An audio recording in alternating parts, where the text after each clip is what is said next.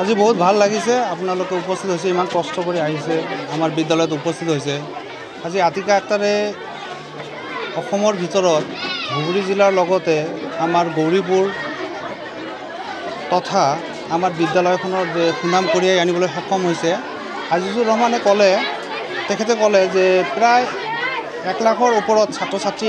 এই পৰীক্ষাত অৱতীৰ্ণ হৈছিলে 1 লাখৰ ভিতৰত প্ৰথম স্থান পোৱা এইটো সাধাৰণ কথা নহয় বহুত ডাঙৰ কথা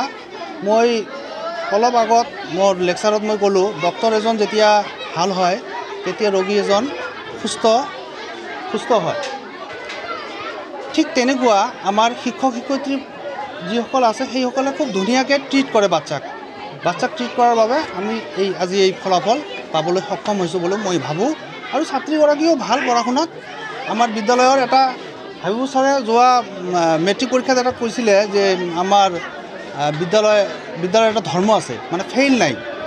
সবে 100% পাছ কৰে ঠিক তেনেকুৱা আপোনালোকে আকৌ এবাৰ ইয়াত আহিলে ভাল এটা বাৰ্তা লৈ বা আমি আপোনালোকৰ জৰিয়তে এটা ভাল এটা যে বাৰ্তা আমি দিব পাৰিলোঁ আপোনালোকক তাৰ বাবে আপোনালোকক ধন্যবাদ জনাইছোঁ আৰু আতিকা আক্তাৰৰ ভৱিষ্যত মই উজ্জ্বল কামনা কৰিছোঁ আতিকা আক্তাৰ কোন ক্লাছত পঢ়ে তাই 6ষ্ঠ শ্ৰেণীত পঢ়ে হয় দেউতাক বহুত কষ্ট কৰে তাইৰ দেউতাক চব্জিৰ দোকান আছে ঘৰ ইছলামপুৰত হয় ইছলামপুৰত আমাৰ ঘৰৰ কাষতে হয়